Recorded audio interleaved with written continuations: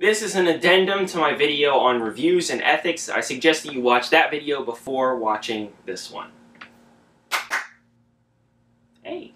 So this video is for someone, hopefully like you, who reads and watches reviews. Basically what this video is some suggestions on what you should look for in reviews, what you should do when reading reviews and watching reviews, so that way you can get the most out of it.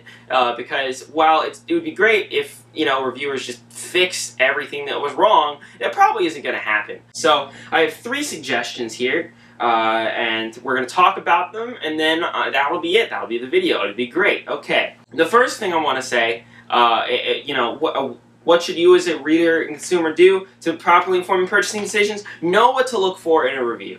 So, what does that mean? What do I mean when what should you know? Yeah, right? Well, obviously, right, you should try, if the goal of a review is to predict public response, and if the goal of a review is to recommend products to people who would like those products and not recommend products to people who wouldn't like them, your goal as a reader is to know which category you fit in, right? It's to know whether you want to buy this product or not to buy this product. What you need to do is make sure that your actual tastes are accommodated for in the review, and that you understand whether this thing would be good for you or not. And that's why having a critical voice in a review for a reviewer isn't good, because your tastes might be conflated with the reviewer's tastes, and we don't want that to happen, because we want you to enjoy the products that you enjoy and other people to enjoy the products that they enjoy. What should you look for? I would argue the most useful statements in a review are what I would call if-then statements. And if-then statements are essentially, if you like X feature, then you might like this product. And the reason, basically, it lays things out, plain and simple, right? If you like loud, bangy bass, then you will like this electronic album. That's a pretty basic, you know, review statement, but let's use that as an example, right? That way you would know from other albums that you've listened to that have loud, bangy bass, right? If you're like, oh, I love that, then there you go. Then listen to this album because it has more of that. But the key word in that sentence, obviously, is the word might, because there might be other features that you might like in this with this product that aren't in that one statement, which is why probably a review should have multiple of those statements to differentiate between those things. So basically, when you're reading a review, you should look for those statements, indicate all of them, and then use those statements to judge where you might fall on your opinion. The next one is to use multiple sources, and this is kind of you know, an elaboration on the first one, right? Because obviously, if you know, like I said, if-then statements are great, but, you know, maybe a review doesn't have enough of them, or maybe it doesn't have the right ones for you, then finding another review that might have those statements for you would also be useful. If a review is supposed to recommend things to people that would like them and not recommend them to people that won't like them,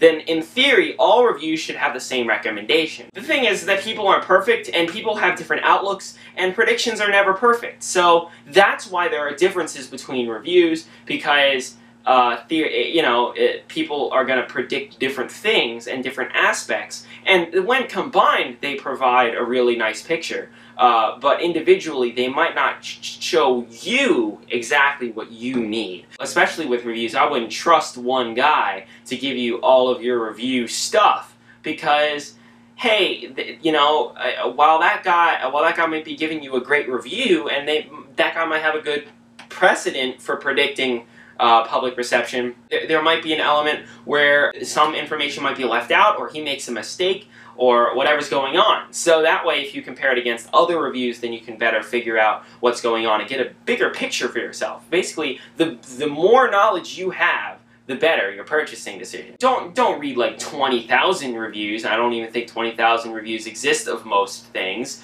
You know, read a few. Read more than one. That would be good. Read more than one.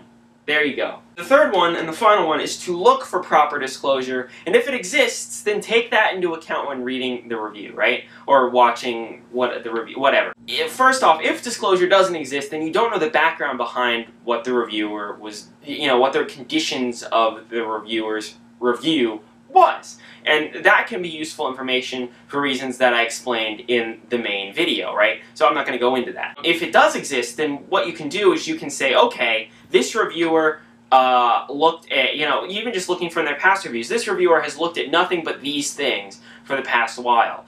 And that can say, okay, but I listened to this thing, or I watched this thing that this reviewer didn't look at, so that reviewer may not understand this angle. Then that's something I can take into account when reading this review, if he makes an if-then statement that doesn't align with maybe his past reviews, then that's an if-then statement that you might want to compare to other if-then statements in, guess what, other reviews. So those are the 3 things. Know what to look for, use multiple sources, and look for proper disclosure, and look for proper disclosure. So, and those things are all related to each other, and they all intertwine. But if you do those 3 things, then hopefully what you take out of reviews will be a better look at whether you will like or not like a product, and then hopefully you won't buy something that you won't like. That's the goal. So hopefully that happens. Thank you for watching, and I'll see you around.